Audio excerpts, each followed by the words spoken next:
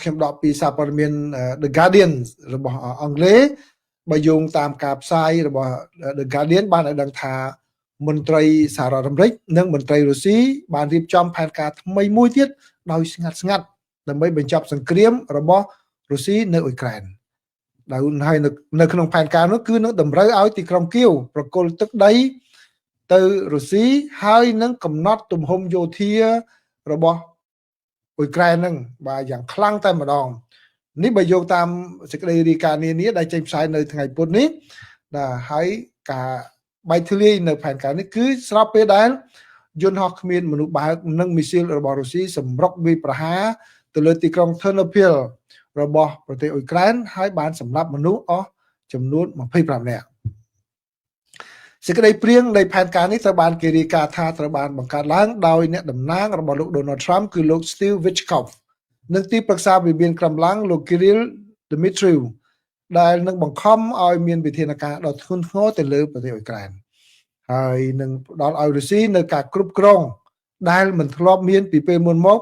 ទៅលើអធិបតេយ្យភាពខាងផ្នែកយោធាហើយនិងនយោបាយរបស់អ៊ុយក្រែនទៀតផែនការនេះទំនងជាត្រូវបានចាត់ទុកថាជាការសុំចុះចាញ់របស់ទីក្រុងគៀវហើយអ្នកមន្ត្រីទាំងពីរដែលបានរៀបចំផែនការនេះគឺពួកគេបន្តជួបគ្នាគេហៅថាតាមច្រកខាងក្រោយជាយូរមកហើយប៉ុន្តែមិនជាផ្លូវការទេរវាងទីក្រុងមូស្គូនិងទីក្រុង Washington ហើយគេមិនទាន់ដឹងច្បាស់ទេថាតើរដ្ឋបាលលោកត្រាំបានគ្រប់គ្រងផែនការនេះជាផ្លូវការហើយឬនៅទេកាសែត Financial Times និងទីភ្នាក់ងារសារព័ត៌មាន Reuters បានរាយការណ៍ថាសំណើនេះនឹងតម្រូវឲ្យអ៊ុយក្រែនប្រគល់ទឹកដីដែលខ្លួនគ្រប់គ្រងនៅភាគខាងកើតប្រទេសនិងកាត់បន្ថយទំហំយោធារបស់ខ្លួនពាក់កណ្ដាលដែលជាលក្ខខណ្ឌដែលប្រធានាធិបតីអ៊ុយក្រែនលោក Volodymyr Zelensky